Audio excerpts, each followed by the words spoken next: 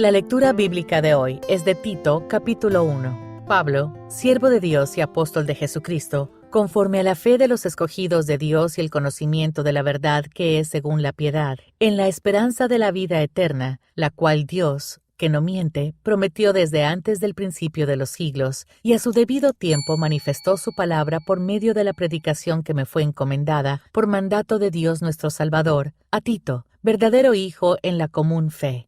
Gracia, misericordia y paz de Dios Padre y del Señor Jesucristo nuestro Salvador. Por esta causa te dejé en Creta, para que corrigieses lo deficiente y establecieses ancianos en cada ciudad, así como yo te mandé, el que fuera irreprensible, marido de una sola mujer, y tenga hijos creyentes que no estén acusados de disolución ni de rebeldía, porque es necesario que el obispo sea irreprensible como administrador de Dios, no soberbio, no iracundo, no dado al vino, no pendenciero, no codicioso de ganancias deshonestas, sino hospedador, amante de lo bueno, sobrio, justo, santo, dueño de sí mismo, retenedor de la palabra fiel tal como ha sido enseñada, para que también pueda exhortar con sana enseñanza y convencer a los que contradicen. Porque hay aún muchos contumaces, habladores de vanidades y engañadores, mayormente los de la circuncisión, a los cuales es preciso tapar la boca, que trastornan casas enteras, enseñando por ganancia deshonesta lo que no conviene. Uno de ellos, su propio profeta, dijo: los cretenses, siempre mentirosos, malas bestias, glotones ociosos. Este testimonio es verdadero. Por tanto, repréndelos duramente para que sean sanos en la fe, no atendiendo a fábulas judaicas, ni a mandamientos de hombres que se apartan de la verdad. Todas las cosas son puras para los puros, mas para los corrompidos e incrédulos nada les es puro, pues hasta su mente y su conciencia están corrompidas. Profesan conocer a Dios, pero con los hechos lo niegan, siendo abominables y rebeldes, reprobados en cuanto a toda buena obra. Las filosofías y los valores de la sociedad están en todas partes. Y ahora llegamos a ese tiempo tan especial de estudiar juntos la palabra preciada de Dios. Y en esta noche, como mencioné en esta mañana, nos embarcamos en el estudio maravilloso del 5º capítulo de Romanos, Romanos capítulo 5. Y Romanos es un libro, créame, que realmente exprime su mente, demanda mucho de su alma también, es tan profundo, tan rico con la verdad de Dios. Y sin embargo, debido a la inspiración maravillosa del Espíritu Santo, debido al hecho de que Él es nuestro Maestro de verdad residente, como vimos en esta mañana, sus verdades pueden ser abiertas a nuestras mentes. Y confío en que conforme vemos los primeros 11 versículos, no solo en esta noche, sino en el mensaje de esta noche, después en las siguientes 2 semanas, que se va a encontrar a sí mismo regocijándose en la seguridad tremenda de su salvación. Este es un gran pasaje. Estaba leyendo un libro esta semana que me fue dado, y fue un libro que tenía muchas afirmaciones interesantes, un libro de teología. Una de ellas fue la siguiente, y cito: algunas personas verdaderamente convertidas han caído de la gracia, y el peligro de hacer esto amenaza a todo cristiano. Fin de la cita. Ahora, esa es una afirmación muy importante, si es verdadera. Si es verdad que algunos cristianos han perdido su salvación y que todo cristiano está en peligro de hacer eso, eso de hecho es algo importante que saber, ya que si usted puede perder su salvación, más vale que descubra rápidamente cómo aferrarse a ella. Ahora, este es un tema que a lo largo de los años ha sido muy debatido en la teología. Siempre han habido aquellos que han afirmado que usted puede perder su salvación y aquellos que han afirmado que usted no puede perderla, y la batalla se ha llevado a cabo a lo largo de los años. El asunto de la seguridad eterna o la perseverancia de los santos, o como los laicos algunas veces la llaman, la doctrina de una vez salvo, siempre salvo. Y algunos en nuestra época, en la actualidad, en muchas iglesias, algunos de ustedes en sus propios trasfondos, inclusive algunos de ustedes el día de hoy creen que un cristiano puede perder su salvación. Y algunas veces oímos acerca de aquellos que, entre comillas, recaen y se apartan del conocimiento de Cristo. Ahora, esta doctrina en particular que dice que usted puede perder su salvación básicamente hace de la salvación condicional. En otras palabras, su salvación es solo buena siempre y cuando usted cumpla con las condiciones de mantenimiento. En otras palabras, Dios nos ha salvado y ahora, si continuamos cumpliendo con los estándares, podemos aferrarnos a esa salvación. Y si en algún punto no vivimos según el estándar, la perdemos. Ahora, no se necesita mucho entendimiento para reconocer que eso básicamente es una perspectiva de justicia por obras. En otras palabras, usted realmente está diciendo que la salvación es condicional en el sentido de que mis obras tienen que estar al nivel del estándar o de lo contrario pierdo mi salvación. Ahora, esto, creo yo, es exactamente el punto del cual habla Pablo en Romanos 5. Y me fascina el hecho de que en muchos tratados del tema de la seguridad del creyente, Romanos 5 ni siquiera es discutido, lo cual me sorprende. O algunas veces aparece como una nota a pie de página. Cuando yo creo que podría ser de todos los pasajes en el Nuevo Testamento, el texto que define con mayor claridad jamás escrito la seguridad de nuestra salvación. Ahora, permítame ver si puedo decirle por qué está aquí, por qué digo eso. Pablo básicamente está escribiendo para afirmar el Evangelio. Y su tesis en los capítulos 3 y 4 es que la salvación viene por la gracia mediante ¿qué? La fe. Y que la fe es todo lo que es necesario para apropiarse de la salvación eterna.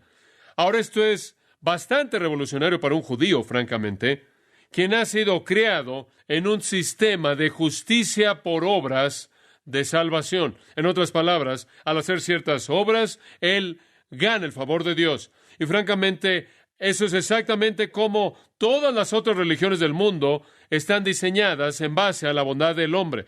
El hombre viviendo al nivel de algún código religioso, algún estándar ético. Y entonces cuando Pablo expresa en el capítulo 3 y en el capítulo 4 que la salvación es un regalo gratuito que es dado por la gracia de Dios, esto es inmerecido y no es ganado por el hombre, y que es apropiado por la fe y la fe únicamente, esto es algo que los hombres encuentran muy difícil de comprender, porque los hombres básicamente buscan las obras, están involucrados en el mérito humano, en la justicia personal, están buscando levantarse, exaltarse a sí mismo mediante su propia fuerza, sus propias obras. Básicamente la filosofía de los hombres y las religiones del mundo es esta: yo soy bueno, soy religioso, Dios nunca me enviará al infierno, lo ha oído muchas veces usted, digo, soy una persona buena, soy religioso, hago mi mejor esfuerzo, yo creo y estoy seguro de que Dios nunca me condenaría a mí.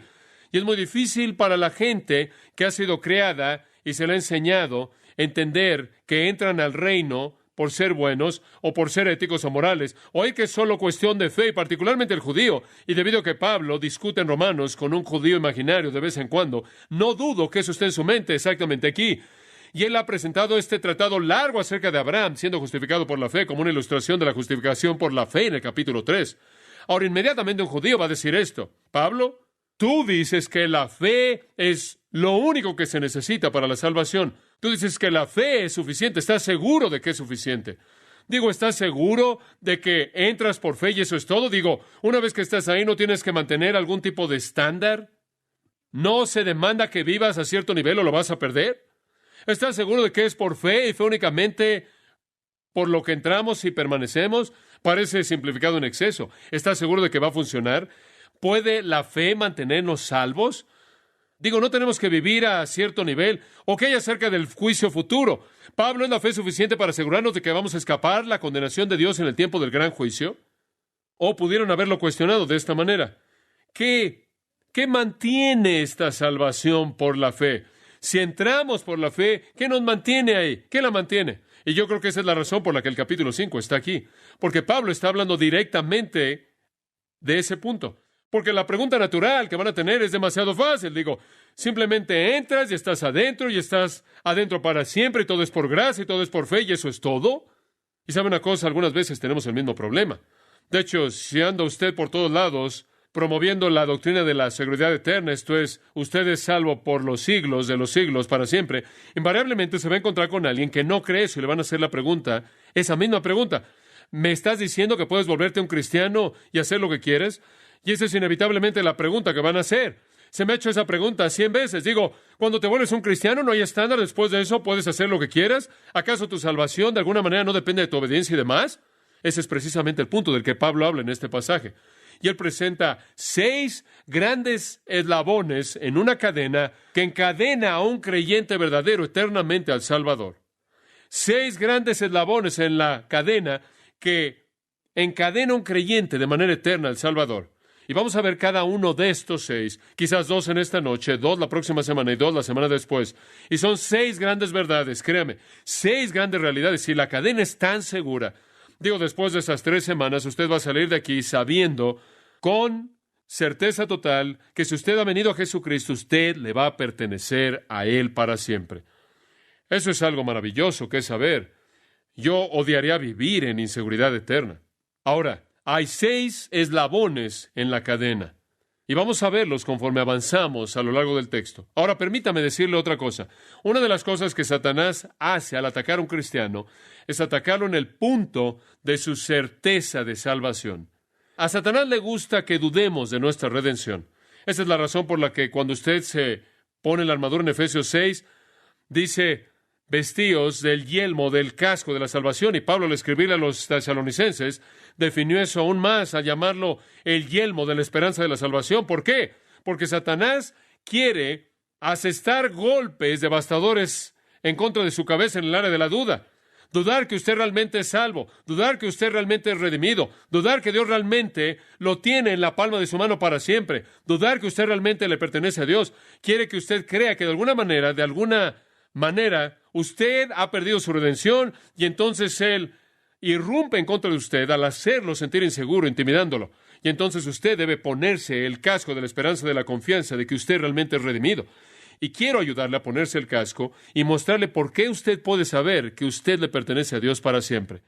Primer eslabón, versículo 1. Justificados, pues, y esto depende del estudio pasado de la justificación por la fe, debido a que hemos sido justificados por la fe y todo lo que está involucrado. Justificados, pues, por la fe tenemos, y aquí viene el eslabón número 1, tenemos paz para con Dios. La primera gran realidad que me afirma como creyente que estoy eternamente seguro en mi salvación es que estoy en paz con Dios. Esto, quiero que sepa esto, he estado luchando toda la semana para tratar de expresar en palabras lo que siento en mi alma acerca de esto, espero. Así que sea paciente conmigo, conforme me esfuerzo por expresar de una manera profunda el efecto tan profundo que ha tenido esto en mí en esta semana. La palabra, pues, nos lleva de regreso, nos ancla al cimiento que ha sido establecido en los capítulos 3 y 4, la justificación por la fe, estar bien con Dios a través de la fe en su Hijo Jesucristo. Ahora eso inicialmente nos lleva a la salvación. Usted cree en el Señor Jesucristo y usted es llevado a la salvación. Y al entrar en esa salvación, usted llega a la herencia de una eternidad llena de bendición. Y no puede ser que Pablo no tiene tiempo o entendimiento para hablarnos de todas las bendiciones que son nuestras en Cristo, sino que una de ellas es que estamos seguros en esa relación porque tenemos paz con Dios a través de nuestro Señor Jesucristo. Ahora, ¿qué es esta paz? ¿De qué estamos hablando cuando hablamos de la paz con Dios? Bueno, algunos han sugerido que significa que tenemos tranquilidad de mente, que en cierta manera tenemos un sentido psicológico de seguridad, tenemos una especie de sentimiento positivo acerca de estar seguro. Digo, y ese es algo bastante subjetivo, pero eso no es toda la intención de este pasaje.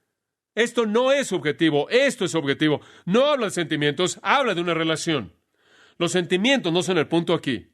Dice que tenemos paz con Dios. Ahora, si tenemos paz con Dios, debido a la salvación, ¿qué teníamos antes de la salvación? Una palabra simple. ¿Qué es lo opuesto de la paz? Guerra. Ahora, Cristo ha cambiado dramáticamente nuestra relación con Dios, y de eso está hablando.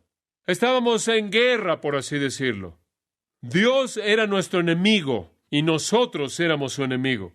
Pero debido a la justificación por la fe, hemos sido llevados a una relación de paz, verdadera paz, paz real. Y esa paz no es una actitud en absoluto, no es una tranquilidad psicológica, no es tranquilidad de mente, no es un tipo de sentimiento subjetivo, es simplemente que la guerra entre nosotros y Dios se acabó.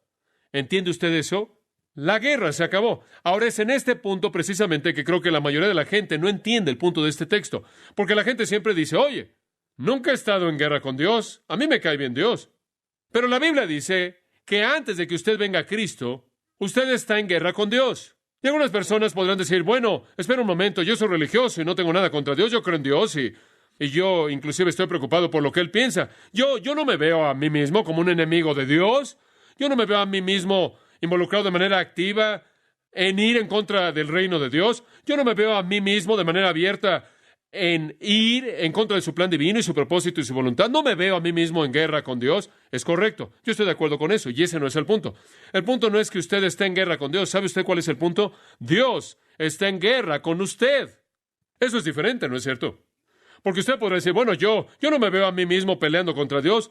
Yo no hago nada para pelear en contra de Dios abiertamente. Ese no es el punto. Dios es su enemigo. Sea que usted conscientemente sea su enemigo, no. Y su plan es este. Usted es tanto su enemigo y Él está en guerra con usted a tal punto que algún día usted lo va a tomar y lo va a arrojar a un lago de fuego eterno para que queme usted por los siglos de los siglos. A ese grado Dios está en guerra con usted. Y sea que usted entienda que usted está en guerra con Él o no, usted debe entender que su guerra es con usted. Y eso lo coloca en una luz diferente, ¿no es cierto? Como puede ver, Dios está en guerra con el pecador. Dios es el enemigo del pecador. Dios pelea contra el pecador. Dios es el enemigo del pecado. Dios es el enemigo de Satanás. Y por cierto, si usted no es hijo de Dios, usted es hijo de Satanás y usted pertenece al dominio de Satanás y Dios está en guerra con ese dominio. Y ese es el punto. Dice usted, no estoy enojado con Dios, eso está bien, Dios está enojado con usted. No estoy haciendo nada para dañar a Dios, eso está bien, Dios lo va a enviar al infierno eterno. Como puede ver, ese es el punto. Dios está en guerra con los hombres, están conscientes de su enemistad hacia Él o no. De hecho, el trasfondo de este concepto de la paz es Romanos 1 y 2, y eso nos habla de la ira de Dios, ¿no es cierto? Romanos 1, 18, porque la ira de Dios se revela desde el cielo contra toda impiedad e injusticia de los hombres que detienen con injusticia la verdad. Como puede ver, es Dios quien está en guerra contra los impíos y los injustos, y aquellos que no conocen a Cristo.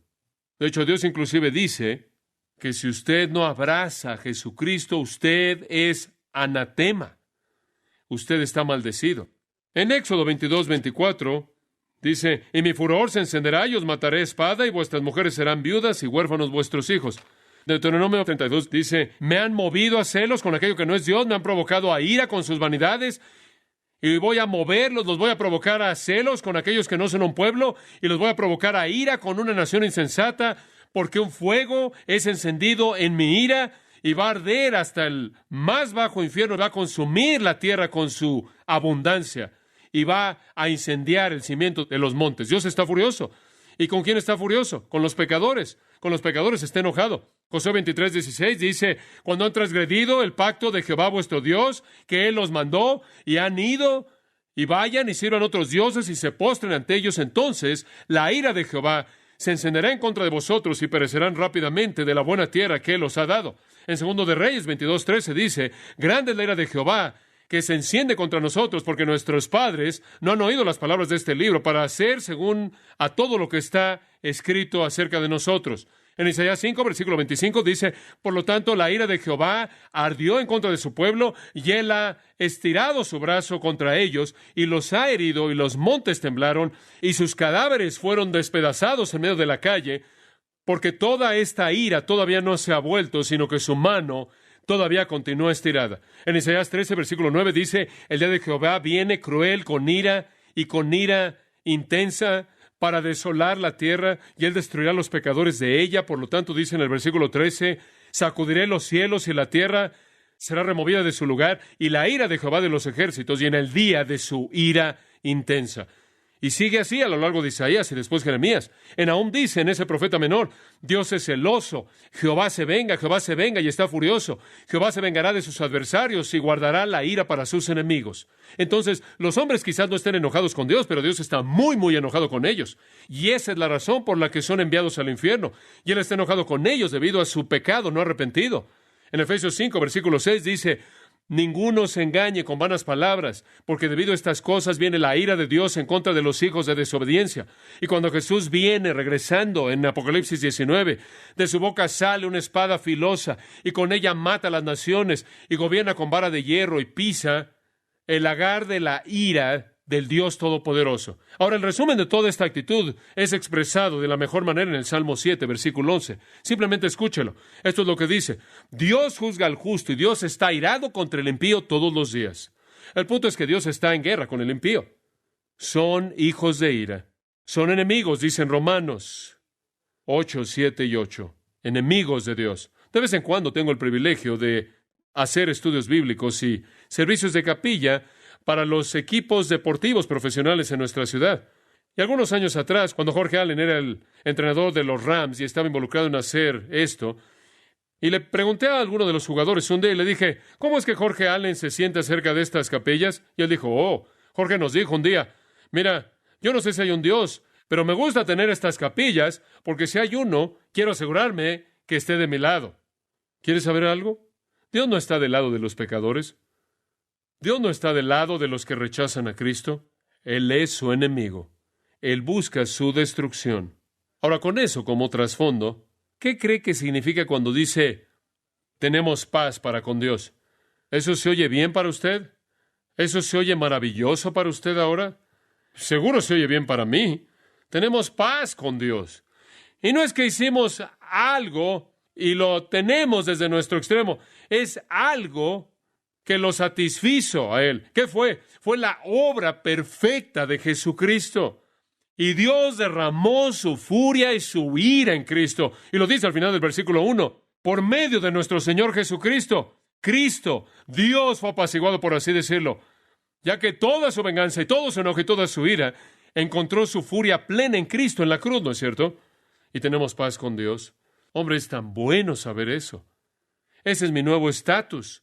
Y fluye de la reconciliación llevada a cabo mediante la obra de Jesucristo. Como puede ver, en Cristo, nuestro pecado fue penalizado, por así decirlo. En Cristo, el pago completo se llevó a cabo y Dios fue propiciado. Dios fue satisfecho. El precio fue pagado. Y esta es la razón por la que dice en Colosenses 1, habiendo hecho la paz mediante la sangre de su cruz. ¿Se da cuenta? Jesús hizo la paz entre Dios y nosotros a través de la sangre de su cruz. Y vosotros que antes estaban aislados y eran enemigos en vuestra mente mediante obras impías, Él ahora os ha reconciliado en el cuerpo de su carne mediante la muerte para presentarlos, escucha esto, santos e irreprensibles ante sus ojos. El acto de Jesucristo cumplió de manera total la paz con Dios a tal grado que desde ahora y para siempre usted es santo, irreprensible a sus ojos. ¿Por qué? Porque todo pecado por el cual usted debió haber sido castigado, Cristo lo llevó. Maravilloso pensamiento. Ahora, introducimos entonces en el concepto de la justificación el concepto de la reconciliación. Y quisiera decirle a aquellos de ustedes que están pensando en teología conmigo, la justificación y la reconciliación se pueden distinguir como términos, pero inseparables como realidad, porque la justificación incluye la reconciliación. Ese es el mensaje del capítulo 5. La justificación incluye la santificación. Ese es el mensaje del capítulo 6 y el capítulo 7. La justificación incluye la glorificación. Ese es el mensaje del capítulo 8. Entonces, la justificación, aunque puede ser distinguida en términos simplemente de las palabras de estas otras cosas, es totalmente inseparable de ellas en realidad. Y entonces cuando usted abraza a Jesucristo por fe y es justificado, inherente en esa justificación, no solo está la glorificación que está por venir, la santificación que inmediatamente comienza su proceso, sino también la reconciliación con Dios. Y entonces ya no somos el enemigo, sino que somos sus hijos. Somos sus hijos. Y Pablo dice, desde adentro de nosotros clamamos, Abba, Padre, Papito, el término de intimidad. La ira de Dios hacia nosotros, la cual en últimas nos consignaría al infierno eterno, es quitada y toda su furia es absorbida de manera plena y resuelta en el sacrificio de Jesucristo. Ha quedado satisfecha y quedamos con una relación maravillosa de reconciliación. Es todo a través de Cristo. Simplemente usted debería subrayar esa línea al final del versículo 1. Por medio de nuestro Señor Jesucristo. Porque todo lo que usted tiene es a través de nuestro Señor Jesucristo. Todo. Dice en Efesios 1, porque somos bendecidos. Él nos bendijo con toda bendición espiritual en los lugares celestiales en Cristo Jesús. Como puede ver, todo lo que es nuestro es debido a Cristo, todo. Él hizo la paz. Él hizo la paz. Dice usted, bueno, John, eso es maravilloso. Eso realmente es maravilloso que Él hizo eso y nos reconcilió con Dios. Y en 2 Corintios 5 dice que Él no solo nos reconcilió con Dios, sino que nos dio el ministerio de la reconciliación. Esto es, salir y predicar el Evangelio a otros que necesitan reconciliación. Dice usted, eso es maravilloso. Él nos trajo a Dios, pero, Él nos mantiene en esa relación. Digo, ¿cómo sabemos que eso continúa? Y realmente esa es la pregunta de la que quiero hablar por un momento.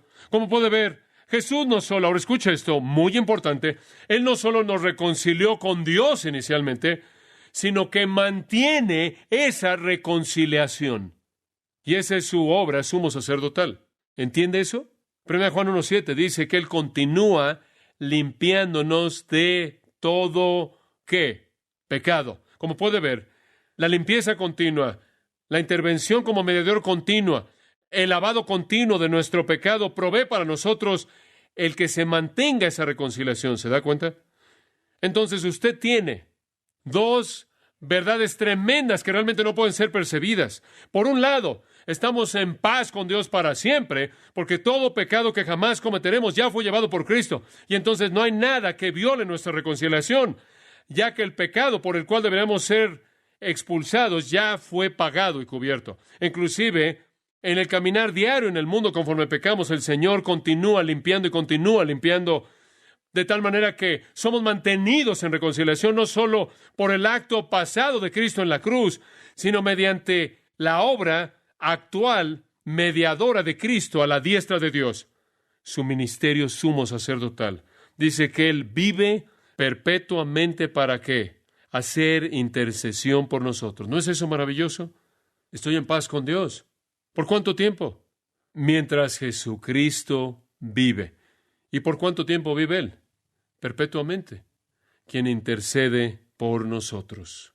Cuando una persona abraza a Cristo por fe, el Hijo de Dios perfecto hace que esa persona sea uno con Dios y Él está en paz.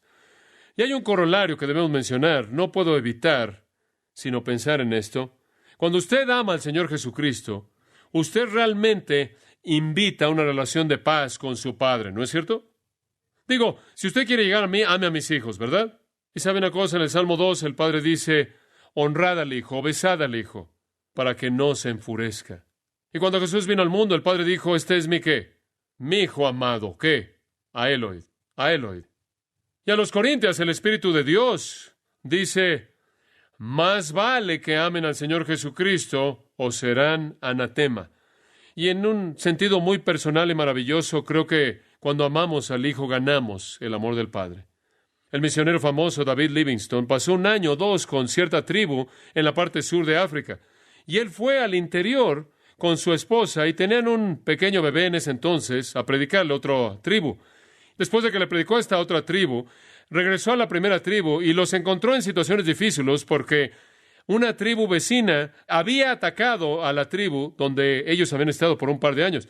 Habían matado a muchos de los hombres y capturado al hijo del jefe, se lo llevaron. En el momento en el que regresó Livingstone, había venido un mensajero de los invasores que había capturado al hijo del jefe y estaban rogándole que hubiera paz debido a que temían la venganza.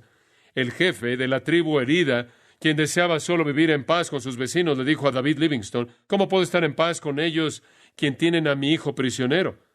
Y si esta actitud es verdad en el corazón de un jefe salvaje, ¿cuánto más es verdad de Dios el Padre? ¿Cómo puedo estar en paz con aquellos que pisan la sangre de mi hijo? Pero cuando usted en amor viene a Jesucristo, usted busca la paz del Padre.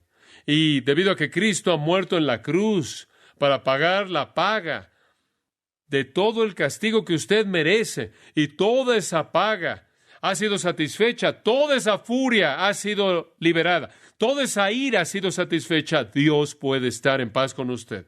Ahora, quiero añadir una nota a eso, y creo que es importante decir esto. Creo que eso produce en nosotros un sentido de tranquilidad, ¿no es cierto? Digo, eso me da paz en mi corazón. Ese no es el significado del versículo, pero hombre, eso con toda seguridad me hace sentir en paz. Eso me da, como el teólogo Hodge lo llamó, un silencio dulce del alma. Digo, soy amigo de Dios. Soy un hijo de Dios. Soy un hermano de Jesucristo. Estoy en la familia y Dios está en paz conmigo. Pablo lo expresó de esta manera cuando escribió Efesios. Él dijo, pónganse el calzado, o calzados los pies con el apresto del Evangelio de la paz. ¿Sabe eso? ¿Qué estaba diciendo? ¿Qué quieres decir? Calzados vuestros pies con el apresto del Evangelio de la paz. ¿Qué es eso? Bueno, cuando un soldado romano, cuando iba a la batalla, se colocaba unas botas con pequeñas cosas que se veían como calzado de fútbol americano, con pequeños clavos que salían de la parte de abajo, porque se metía en el combate mano a mano por la vida y la muerte, y él quería asegurarse de que no se resbalara por todos lados, y entonces tenía estos clavos que salían y lo mantenían firme en el suelo, y él podía pelear y golpear y demás. Y entonces Pablo dice, cuando salgan a la batalla con el enemigo, con el poder de los demonios y las fuerzas del infierno, y entren en esa batalla, sus pies deben estar firmemente plantados con lo que tienen en sus pies. Están preparados con el Evangelio de la paz. ¿Y cuál es el Evangelio de la paz? Son las buenas nuevas de que Dios está en paz con ustedes. ¿Y sabe usted lo que eso significa? Eso significa que Dios ahora está de su lado. ¿Entendió eso? Y entonces cuando el enemigo viene en contra de usted, debe permanecer firme y decir, acábalos, Dios, porque Dios está de su lado, Él está de su lado. Esa es la transformación que se ha llevado a cabo en la reconciliación, en la obra de reconciliación de Jesucristo. ¡Oh, qué lugar tan seguro! Dios está de mi lado. Dice usted, bueno, ¿qué acerca de cuando peca? Cuando usted peca, en primer lugar, en el pasado fue pagado por Cristo. Se acabó la furia y la ira que ese pecado debe recibir. Cristo ya la recibió. Y además de eso, en la actualidad, Él continúa intercediendo a favor de usted y continúa limpiándolo. Y eso mantiene la paz. De hecho, en Efesios 2:14, una de mis afirmaciones favoritas en toda la Biblia, Él dice de Cristo, Él es nuestra paz. Y mientras Él viva, para siempre Él mantendrá esa relación de paz. Escúchelo, amigo. Dios está satisfecho con el sacrificio de Cristo por su pecado, por el pecado de usted. Su ira se fue. Usted está en paz y nada puede cambiar esa relación. Y entonces Dios dice en Hebreos 8:12, seré propicio a sus injusticias y nunca más me acordaré de sus pecados. ¿Y cuándo se va a acordar Dios de sus pecados y de sus iniquidades? Nunca, porque Cristo satisfizo la ira de Dios. En el capítulo 10 de Hebreos, versículo 17, dice, y de sus pecados y de sus iniquidades no me acordaré más. Ahora escuche, el hecho de que usted diga, o alguien más diga que usted puede perder su salvación, es decir, una de dos cosas o ambas. La obra de Cristo no fue suficiente, tiempo pasado en la cruz.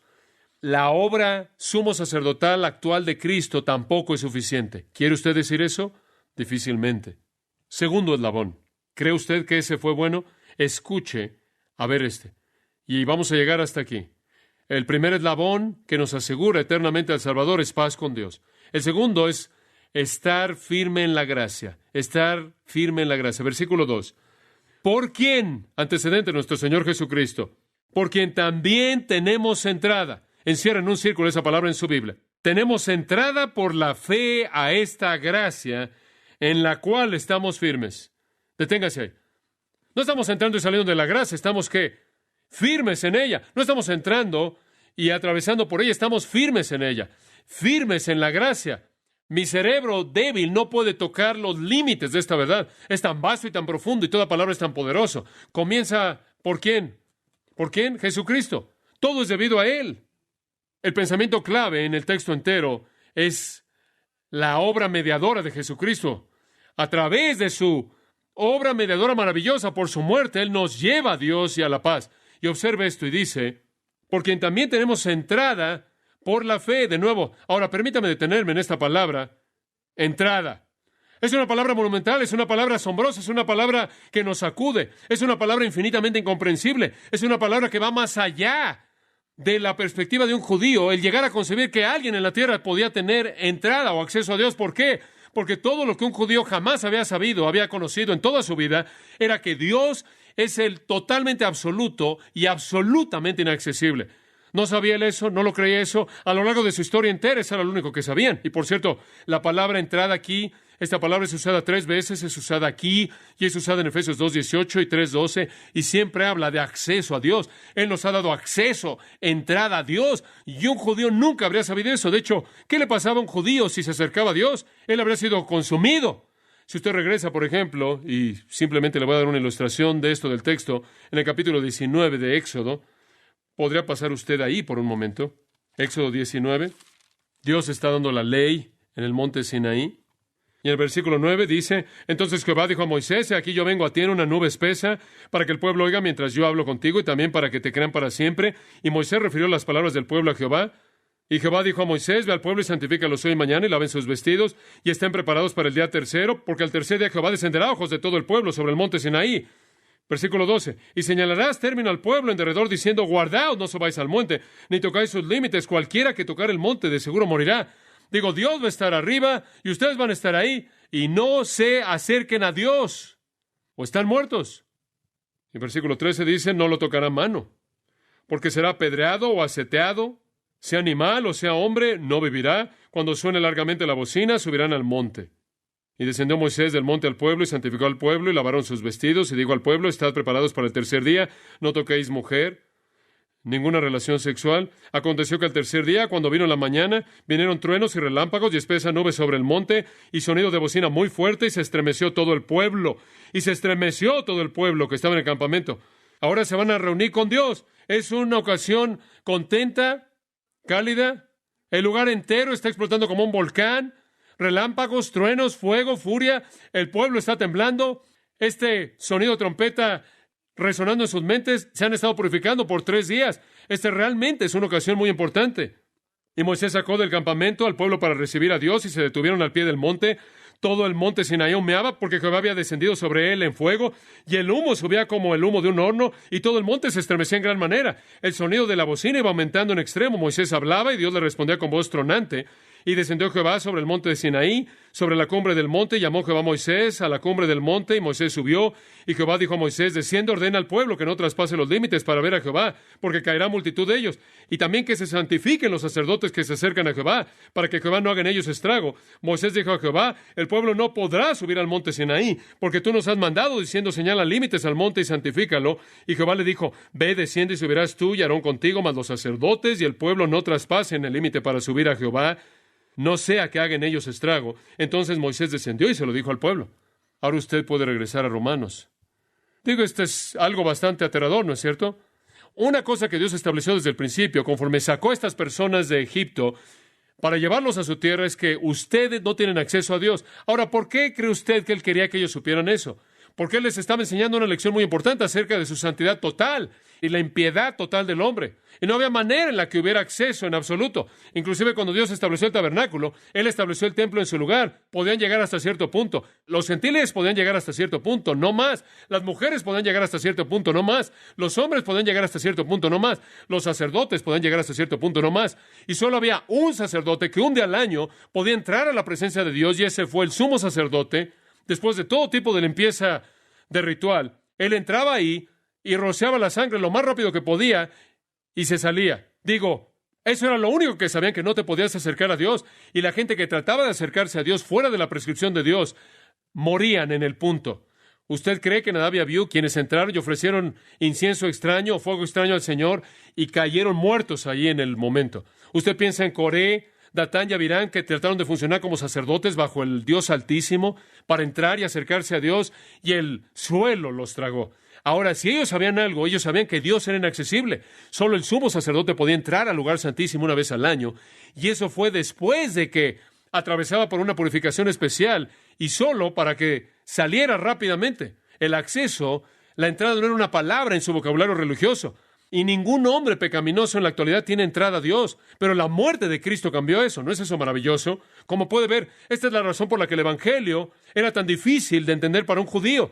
Verse a sí mismo como entrando, corriendo a la presencia de Dios. Esa es la razón por la que el escritor de Hebreos dice, miren, acerquémonos ¿qué? Confiadamente al trono de la gracia. Porque Cristo ha consagrado, ha abierto un camino nuevo y vivo.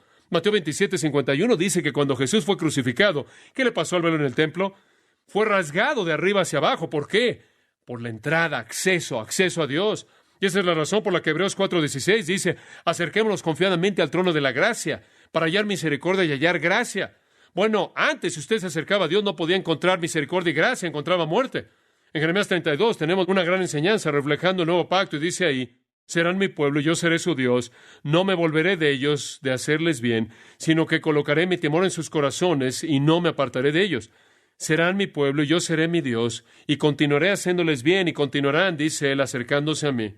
En el 10º capítulo de Hebreos, no lo puedo resistir, uno de mis capítulos favoritos en la Biblia, particularmente del versículo 19, en ese capítulo, él dice, teniendo pues, hermanos, de nuevo para entrar al lugar santísimo por la sangre de Jesús, mediante un camino nuevo y vivo, el cual él consagró por nosotros el velo, esto es su carne, y teniendo un sumo sacerdote sobre la casa de Dios, acerquémonos. ¿No es eso maravilloso? Acceso.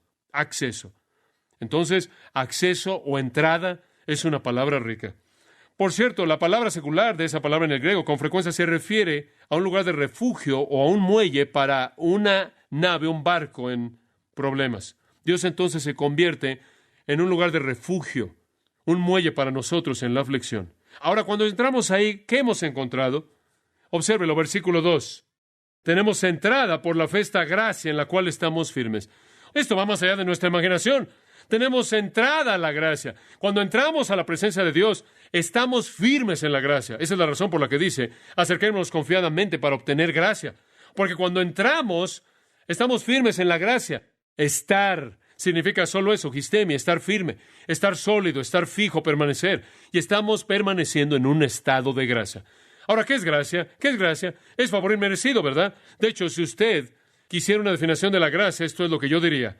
El favor inmerecido de Dios, mediante el cual Él nos salva y nos hace justos únicamente en base a su amor soberano y no debido a alguna dignidad de nuestra parte y a pesar de nuestro pecado, debido al sacrificio perfecto de Jesucristo. Digo, Él nos salva por la gracia, lo cual significa que no tuvimos nada que ver con ello. Y una vez que entramos ahí, estamos firmes en la gracia. Esto es tan importante, estar firme en la gracia, porque la gracia significa que nos da lo que nosotros no, ¿qué? Merecemos. La gente piensa, bueno, fuiste salvo por la gracia, pero hombre, vas a permanecer ahí por la ley. No. Fuiste salvo por la gracia y ahora tienes que guardar reglas para mantenerte ahí. Tienes que guardar la ley y si quebrantas la ley, estás afuera. No, esto dice, estás firme en la gracia. Estás firmemente fijo en un ambiente de gracia. Y la gracia es el perdón inmerecido de Dios hacia el pecado. Creo que Judas lo dijo en el versículo 24. Simplemente escucha esto. Es tan maravilloso. Ya que Él escuche esto, que es poderoso para guardaros sin qué, caída. Y presentaros ¿qué? Sin mancha, delante de su gloria, con gran alegría. ¿Sabe una cosa? ¿Sabe lo que la obra sacerdotal de Cristo hace? Cuando usted entra, usted está firme en la gracia. Y ese es el perdón continuo de gracia inmerecido que usted no se ha ganado de Dios a favor de usted por sus pecados. Continúa, es una aura de gracia y la gracia es aquello que perdona. Y debido a eso, Él es poderoso para guardarlo a usted de caer. Estamos firmes en la gracia. Custodia segura. Permanecemos. Eso es lo que Juan 15 quiere decir cuando dice permanecer en Cristo. Permanecemos en el ambiente de la gracia. Estamos tan seguros ahí. Digo, ¿qué tiene que hacer para ser expulsado de la gracia? Digo, usted no hizo nada para entrar ahí. Usted no puede hacer nada para salir de ahí. Dice usted, bueno, si pecas mucho vas a ser expulsado. No, porque donde el pecado, Romanos 5 y 6, donde el pecado abunda, ¿qué pasa? La gracia que abunda mucho más. Como puede ver, no hay salida. Porque si usted está firme en la gracia solo puede funcionar donde hay fracaso. ¿Verdad? Maravilloso pensamiento. Esta es la razón por la que usted está tan seguro. Si hubiera un lugar para la ley y fuera un lugar para guardar las reglas, usted estaría fuera y yo también. Si sus pecados lo expulsaran, eso no es gracia, pero por gracia es usted salvo. Romanos 5:20 dice, pero la ley se introdujo para que el pecado abundase. Mas cuando el pecado abundó, sobreabundó la gracia. Oh, qué gran pensamiento. Como pueden ver, amados, esos dos eslabones, digo, eso será suficiente, ¿no es cierto? Tenemos paz con Dios. Ahora, si usted va a discutir con eso, entonces tendrá que decir, uno, el sacrificio de Cristo no fue adecuado para cubrir todo su pecado y mantener la paz, y el mantenimiento de esa paz va más allá de la capacidad de Jesucristo, quien vive perpetuamente para hacer intercesión por usted, y usted realmente está negando quién es Cristo, y lo que su obra es, pasado y presente. La paz con Dios será suficiente, pero simplemente para añadir a lo que el Señor dice, no solo eso, usted está firme en la gracia, y la gracia solo puede operar donde hay pecado, porque es favor inmerecido, es perdón inmerecido, y entonces cuando usted peca, opera, funciona, y entonces usted es mantenido en un estado de gracia. Gran verdad, gran verdad. La obra sumo sacerdotal de Jesús se está llevando a cabo en este momento y mantiene la paz y mantiene la aplicación de la gracia para nosotros. Vamos a ver esto más adelante en el versículo 10, pero simplemente no puedo resistir el señalárselo en este momento. Esto es tan bueno. Observe el versículo 10. Esto en cierta manera resume lo que dijimos. Porque si siendo enemigos fuimos reconciliados con Dios por la muerte de su Hijo. Ahora deténgase por un momento. Si la muerte de Cristo pudo hacer paz con Dios, si la muerte de Cristo pudo reconciliarlo a usted con Dios, mucho más estando reconciliados seremos salvos por su vida. En otras palabras, si un Salvador muriendo podía llevarlo usted a Dios, ¿no cree usted que un Salvador viviente podría mantenerlo usted ahí? Gran verdad. Cuanto más si un Salvador muerto puede redimirlo, cuanto más puede un Salvador vivo mantenerlo usted. Y como puede ver, esa es la obra sumo sacerdotal de Jesucristo. Y Él continuamente, a favor nuestro, va al Padre. Como en Lucas 22, cuando Él ve a Pedro, y Él dice, Pedro, Satanás ha deseado tenerte a ti. Y después Él dice esto, pero yo he orado por ti, he orado por ti. Y cuando esta pequeña prueba se acabe, vas a salir bien. Y Él nos da un pequeño vistazo para que sepamos cómo es que Él mantiene el lugar de su pueblo en relación con Dios. Él opera a favor de Pedro. Y entonces Él nos asegura, estamos en paz con Dios y estamos firmes en la gracia. Y Cristo intercede para mantener la paz viva y para mantener nuestra posición.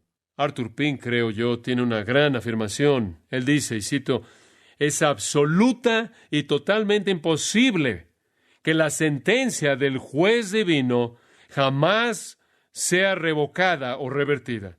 Con mayor velocidad, los relámpagos de la omnipotencia sacudirán a la roca de las edades, que aquellos que están refugiándose en Él de nuevo serán traídos bajo condenación.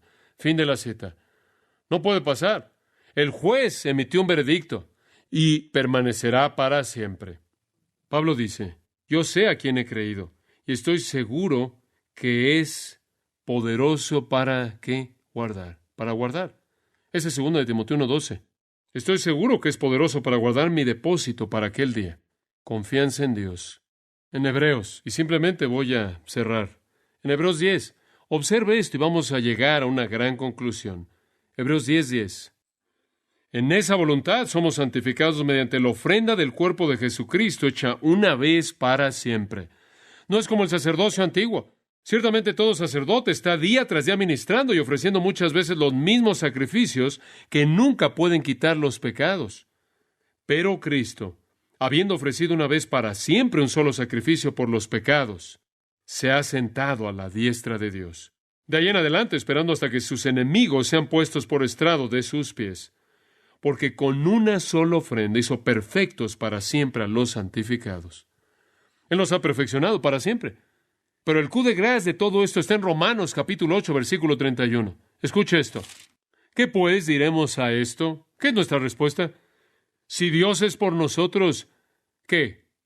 ¿Quién contra nosotros?